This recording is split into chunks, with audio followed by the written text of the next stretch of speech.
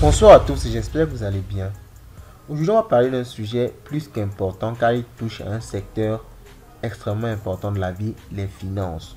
Vous avez sûrement remarqué dans votre quotidien le prix des matières premières, que ce soit au niveau de la nourriture, au niveau du carburant, tout est en train d'augmenter et cela se fait au niveau mondial, que ce soit au Sri Lanka, avec les différentes émeutes qu'il y a eu récemment, aux États-Unis, dans tous les pays d'Afrique. Les prix augmentent. Alors ceci est dû à une seule chose, l'inflation. Tout simplement à cause de la politique monétaire de nos banques qui cause une perte de valeur de notre argent. Donc la même quantité d'argent ne peut plus acheter la même quantité de denrées alimentaires ou alors de matières premières. Beaucoup de personnes sont venues vers nous en nous posant cette question-là. Dans quoi est-ce que je dois mettre mon argent pour éviter de le perdre, pour éviter qu'il ne perde sa valeur effectivement? Il y a plusieurs personnes qui parlent en général du Bitcoin ou alors de l'or. Il sera question aujourd'hui de voir entre l'or et le Bitcoin, quelle est la meilleure réserve de valeur. Je vous ai concocté un petit thread sur Twitter, histoire de mettre tout ça sur écrit. Vous aurez la possibilité d'aller revoir ça ou de relire ça par la suite sur notre compte Twitter. Je vous laisse le lien en description de cette vidéo aussi. C'est tout simplement @lightfinance237. Alors aujourd'hui, on verra donc effectivement entre l'or et le Bitcoin, quelle est la meilleure réserve de valeur pour garder au mieux votre argent. Let's go. Bon.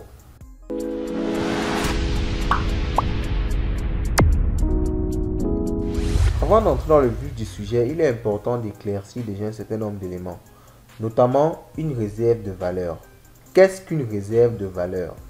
C'est tout simplement un actif ou une marchandise, donc un actif financier, une marchandise ou une monnaie qui conserve sa valeur sur une période de temps et qui peut être échangée dans l'avenir sans se détériorer, sans perdre sa valeur. Donc, c'est aussi simple que ça, une réserve de valeur. Parce qu'aujourd'hui, l'objectif, c'est de voir entre le Bitcoin et l'or, quelle est la meilleure réserve de valeur. Donc, quel est l'actif qui répond le plus à cette description-là. Donc, on continue. Vu sous cet angle, il est clair que la monnaie fiduciaire sont d'horribles réserves de valeur. Parce que lorsqu'on voit, par exemple, que par rapport à 1913, où 1 dollar, je rappelle que le dollar actuellement, c'est la monnaie la plus forte au monde, 1 dollar en 1913 vaut à peu près 26,15 dollars en 2020. Ok? Donc ça veut dire que ce que vous pouvez acheter à 1 dollar en 1913, vous devez dépenser aujourd'hui 26,15 dollars pour acheter la même chose. Donc la perte de valeur est tout simplement énorme. Et en termes de pourcentage, on a une perte de plus de 96% du pouvoir d'achat. Donc la monnaie en elle-même, la monnaie fiduciaire de chaque pays, je parle là du franc CFA, du dollar, de l'euro, avec le temps perd de la valeur. Vous ne pourrez donc pas compter sur ça pour stocker votre argent. Donc si vous avez de l'argent et que vous comptez stocker dans un compte bancaire ou en espèces, référez-vous à cette ligne-ci pour comprendre comment dans 10 ans, dans 2 ans, votre argent aura tout simplement perdu sa valeur. Pour vous donner un élément de comparaison, une pile originale d'argent du jeu Monopoly de 1935, acheté à ce moment-là 40 dollars, vaut aujourd'hui 60 dollars sur eBay. Donc vous comprenez que de l'argent virtuel émanant d'un jeu de société vaut aujourd'hui beaucoup plus qu'avant. Donc c'est vraiment pour vous donner une idée de ce que c'est que l'inflation. Contrairement à nos agents de banque centrale qui a plutôt perdu de la valeur, certains actifs gagnent plutôt de la valeur durant cette période-là. On peut faire la même comparaison, la même analogie avec de l'or. Lorsque l'offre augmente plus que la demande, en général, le prix baisse. Donc, c'est la loi des marchés financiers. Et lorsque l'offre est limitée, lorsque la demande augmente, le prix de l'actif a tendance à prendre de la valeur. L'or est un métal précieux. Alors, à ce titre, il est assez rare sur la Terre. Certes, on ne connaît pas exactement en termes de quantité, la quantité globale sur Terre. Descartes essaie par-ci, par-là d'expliquer, d'indiquer, d'estimer le montant global d'or qu'il y a sur la Terre, mais il faut le dire, tout ça reste assez approximatif. Son utilisation est assez coûteuse et laborieuse. Donc pour creuser le sol, extraire de l'or, le raffiner, c'est d'une technologie de pointe. C'est des dépenses énormes. Alors pour cette raison-là, il faut le dire, l'or joue quand même un rôle de réserve de valeur. Parce que, étant donné que l'offre ne va pas augmenter de façon incroyable en quelques années, on ne peut pas avoir une dévaluation du prix de l'or n'importe comment. Et à contrario, la population mondiale augmente et les gens s'intéressent de plus en plus à l'or. Donc la demande plutôt dans ce cas augmente, mais l'offre aura tendance à être la même ou alors même à ralentir. Donc ça fait que l'or est une réserve de valeur. Maintenant pour ce qui est du Bitcoin, il faut le dire, le Bitcoin a une rareté un peu plus poussée, qu'on appelle en général rareté absolue. Parce qu'il n'y aura jamais plus de 21 millions de Bitcoin après 2140. Ok, plus de Bitcoin sera créé. Ça, c'est d'après le code du Bitcoin, d'après sa programmation. Donc, la rareté de l'or est là, est un fait. On a pu le constater précédemment. Mais la rareté du Bitcoin est encore plus poussée parce que là, c'est dans la fond des mathématiques. 21 millions, c'est 21 millions. Pas plus d'un Bitcoin ne sera jamais créé. Donc vous comprenez tout simplement que il y a une rareté un peu plus poussée au niveau du Bitcoin. Donc sur ce point-là, on peut déjà donner un point au Bitcoin. Un second élément qui garantit qu'un actif est une valeur de réserve. Donc il faut déjà que l'actif soit durable dans le temps. Il ne faudrait pas que l'actif puisse se détériorer après une période donnée.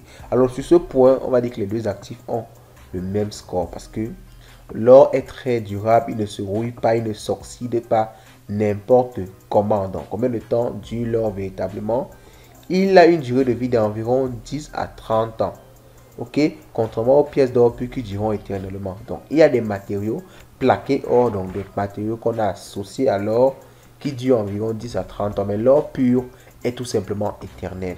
Donc, sur ce point aussi, le Bitcoin est entre guillemets éternel parce que tant que le système informatique reste le même, les réseaux, les ordinateurs et tout, le Bitcoin ne risque pas de disparaître du jour au lendemain. Donc sur ce point, les actifs ont en général, du moins, ont presque le même score.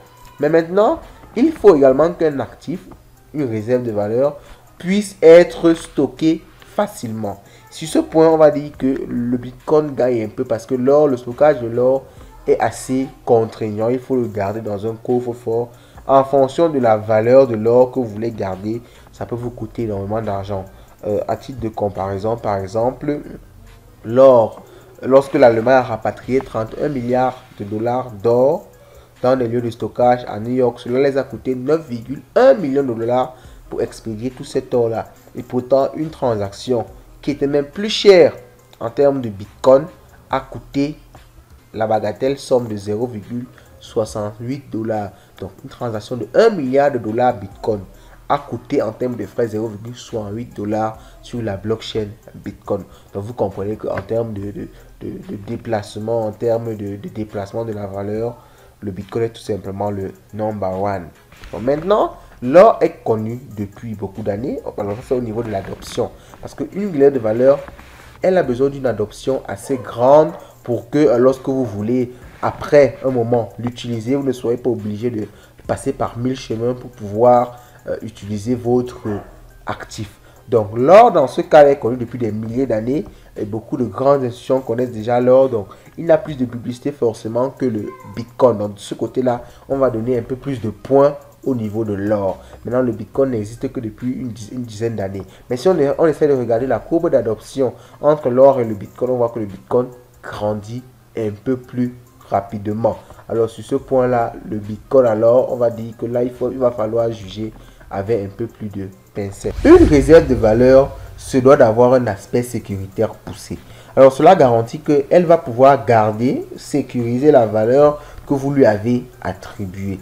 Donc de ce côté-là, le Bitcoin n'est pas contrôlé par un gouvernement et résiste bien sûr à la saisie forcée. Ce qui n'est pas du tout le cas pour l'or, parce que vous vous rappelez bien, pendant l'hégémonie du dollar, l'or avait été interdit, la possession d'or avait été interdite par les ménages américains. Ceci a enfin de donner toute la valeur et toute la force au dollar. Pourtant, le Bitcoin, lorsque vous avez vos clés privées, et comme on le dit, not your keys, not your crypto, vous avez la possibilité vraiment de disposer de vos bitcoins.